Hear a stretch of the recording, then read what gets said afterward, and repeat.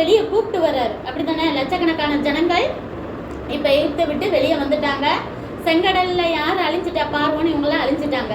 இப்போ வந்து வனாந்தரம்னா டெசர்ட்ல நடந்துட்டு இருக்காங்க. அப்போ அங்கே டென்ட் அடிச்சு தங்கி இருக்காங்க.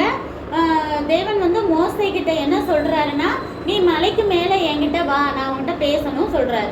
அப்பெல்லாம் ஹெட்டு மாதிரி இருக்கிறவங்க ஹெட்டுகிட்ட தான் பேசுவார், எல்லாருக்கிட்டையும் சொல்ல மாட்டாரு. இப்போ ஹெட்டா இருக்கிறவர் யாரு? மோசேட்ட மலைக்கு மேலே வான்னு சொன்னோன்னா மலைக்கு மேலே போய் தேவன்கிட்ட பேசிக்கிட்டே இருக்கிறாரு. பேசும்போது தேவனே என்ன செய்கிறாரு? அவர் கையால் ஒரு பலகையை நல்லா கட் பண்ணி, நீங்கள் இதெல்லாம் பார்த்துருப்பீங்க இல்லையா, பலகை இதெல்லாம் செய்வாங்க இல்லையா, கார்பெண்டர் எவ்வளோ அழகாக இது பண்ணி செய்கிறாங்க. அது மாதிரி அவர் கையாலேயே செஞ்சு அதில் 10 கட்டளைகளை அவர் கையாலேயே எழுதி கொடுக்குறாரு. சரியா? கையால் எழுதி கொடுக்குறாரு. அப்போது அந்த நேரத்தில் தான் அவர் மலையில் இருக்கும் போது 40 நாள் ஆகிருது. ஆனால் இந்த கீழே இருந்த ஜனங்களுக்கு அதுக்குள்ளே என்ன ஆயிடுது? பொறுமை போயிடுது. என்ன, நம்மளை கூப்பிட்டு வந்த மோச